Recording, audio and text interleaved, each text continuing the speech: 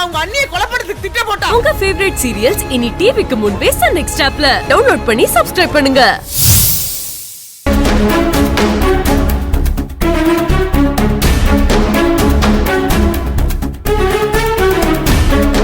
ஏங்க, நேத்து night duty போன அப்பா இன்னும் வீட்டுக்கு திரும்பி வரலையாங்க? என்ன ஆதர சொல்ற? ஆமாங்க, ஜகா இப்பதான் எனக்கு போன் பண்ணி சொன்னா. நான் போய் பாத்துட்டு வந்துடுறேங்க. வீட்டுக்கு வராம மாமா எங்க போயிருப்பாரு? நீ அவருக்கு போன் பண்ணி பாத்தியா? பண்ணி பாத்தங்க, ஆனா அவர் போன் ஸ்விட்ச் ஆஃப்னு வருது. இப்ப மாமாவை எங்கன்னு போய் பாப்ப? அப்பா வேலைக்கு போன இடத்தோட லொகேஷனை ஜகா எனக்கு அனுப்பியிருக்கான். நான் அங்க போய் பாத்துட்டு வந்துடுறேங்க. என்ன ஆதர, வீட்டுல விசேஷத்தை வச்சுட்டு இந்நேரத்துல நீ எப்படி போவ?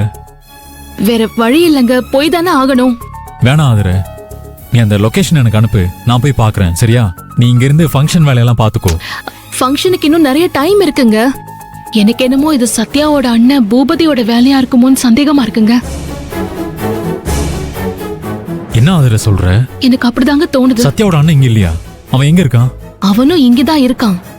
என் அப்பா வீட்டுக்கு வராததுக்கும் அவங்களுக்கும் எந்த சம்பந்தமும் இல்லாத மாதிரி அவன் முகத்தை அப்பாவியா வச்சுக்கிட்டு ரொம்ப நல்லவன் மாதிரி உட்கார்ந்துட்டு இருக்கான்.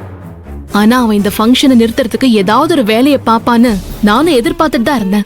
அப்புறம் என்ன ஆதர, நீ வா. அவன் சட்டையை பிடிச்சு இழுத்து மூஞ்ச முகரெல்லாம் உடைச்சு மாமாவை எங்க கொண்டு போய் வச்சிருக்கான்னு கேட்டு அவன் வாயாலே உண்மையை வர வைக்கலாம். ஏங்க இருங்க, ஏன் அவசரப்படுறீங்க? இப்ப நம்ம வெளிப்படையா அவன் கிட்ட சண்டை போடக்கூடாது. ஏன் ஆதர, ஏன்? என்னங்க புரியாத மாதிரி பேசிட்டு இருக்கீங்க? சத்யா ரொம்ப புத்திசாலித்தனமா இந்த ஃபங்க்ஷன் நல்லபடியா நடக்கணும்னு ஆசைப்படுற மாதிரியும் அதுக்காக ஆர்வம் காட்டுற மாதிரியும் ரொம்ப சந்தோஷமா இருக்கிற மாதிரியும் நடிச்சிட்டு இருக்கான். அதனால நாமளே எதுவும் தெரியாத மாதிரி நடிச்சுதான் ஆகணுங்க. இந்த கண்ணாமூச்சி ஆட்டெல்லாம் தேவையா ஆதர? தேவைதாங்க. திருத்த முடியாத சில விஷயங்கள் எல்லாம் ஈகோ இல்லாம கண்ணாமூச்சி ஆட்டம் ஆடிதான் ஆகணும். வேற வழி இல்லங்க, நான் போயிட்டு வந்துடுறேன். ஆதர, சொன்ன கேளு ஆதர. உன்னை தனியா அனுப்பிட்டு என்னால இங்க நிம்மதியா இருக்க முடியாது. அதனால நான் போறேன், நீ இங்கே இரு. சரியா? இருங்க. சரி, நீங்களும் வாங்க, நம்ம சேர்ந்தே போலாம். இல்ல ஆதர, அது சரிப்பட்டு வராது. நீ இங்கே இரு, அப்பதான் இங்க எதுவும் பிரச்சனை ஆகாம பாத்துக்க முடியும். நீயும் என் கூட வந்தேனா இதை யூஸ் பண்ணி சத்யாவும் பூபதியும் கண்டிப்பா இங்க ஏதாவது பிரச்சனை பண்ணுவாங்க. அதனால நீ இங்க இருந்தாகணும். நான் போய் மாமா கூட்டிட்டு வரேன். என்ன சொல்ற? என்ன ஆதர, என் மேல உனக்கு நம்பிக்கை இல்லையா? இல்ல மாமா மேல எனக்கு அக்கறை இல்லைன்னு நினைக்கிறியா? என்னங்க இப்படி எல்லாம் பேசுறீங்க? சரி, நீங்க கிளம்புங்க, நான் லொகேஷன் அனுப்புறேன் உங்களுக்கு. சரி ஆதர.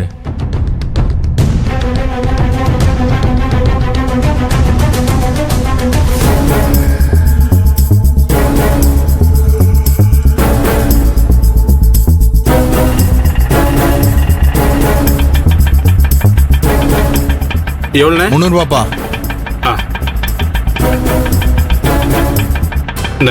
சரி, போலாமா?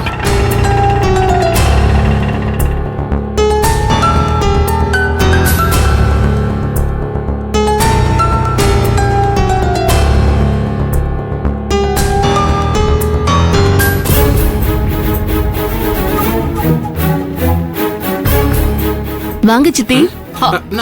ஆதர, நீ உன் அப்பாவை பார்க்க ஆபீஸ்க்கு போறதா ஜெகன் சொன்னானே, ஏன் நீ போலியா? இல்ல சித்தி, நான் போலான்னு கிளம்பும் போதுதான் அவர் என்ன போக வேணாம்னு சொல்லிட்டாரு. அவர் கிளம்பி போயிருக்காரு. கண்டிப்பா அப்பாவை கூட்டிட்டு வந்துருவாரு.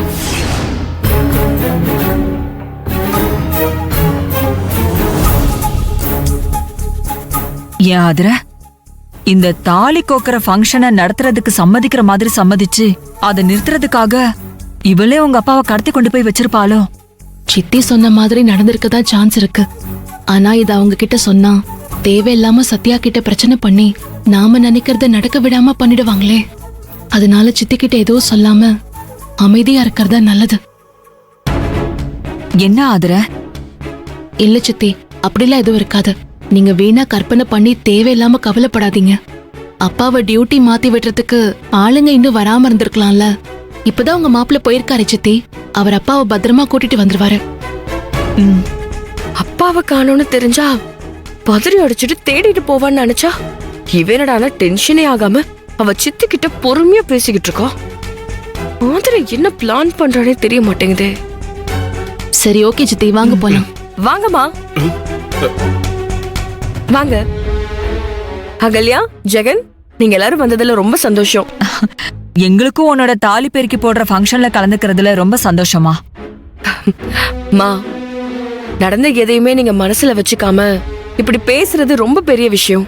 உங்க இடத்துல நான் இருந்திருந்தா கூட இவ்ளோ பெருந்தன்மையா நடந்துக்க மாட்டேன். உங்ககிட்டயும் அப்பா கிட்டயும் நான் மரியாதை இல்லாம பேசியிருக்கேன். அதையும் தாண்டி பெரியவங்க அப்பா ஸ்தானத்துல இருக்கவருன்னு கூட பார்க்காம அப்பாவ நான் ஒரு மாதிரி நான் ரொம்ப கஷ்டப்படுத்திட்டேமா. அதெல்லாம் நினைச்சா எனக்கே ரொம்ப கஷ்டமா இருக்கு. அதுக்காக தான் அப்பா கிட்ட நான் சாரி கேட்கணும். நான் உங்க எல்லாரையுமே ஃபங்க்ஷனுக்கு கூப்பிட்டதுக்கு அதுவும் ஒரு முக்கியமான காரணம்.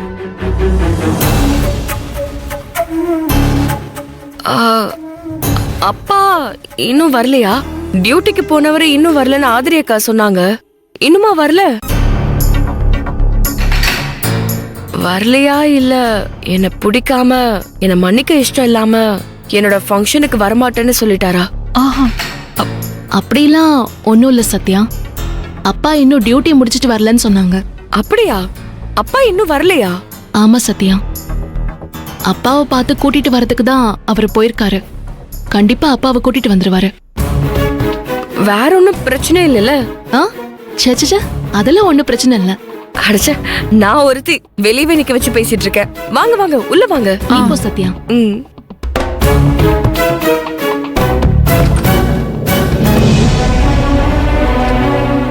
ஆதிர, நீ சொன்னப்ப கூட நான் நம்பல. இந்த சத்யா உண்மையிலே திருந்திட்டா போல இருக்கே. ஆமா சித்தி. சரி வாங்க நம்ம போலாம். ம்.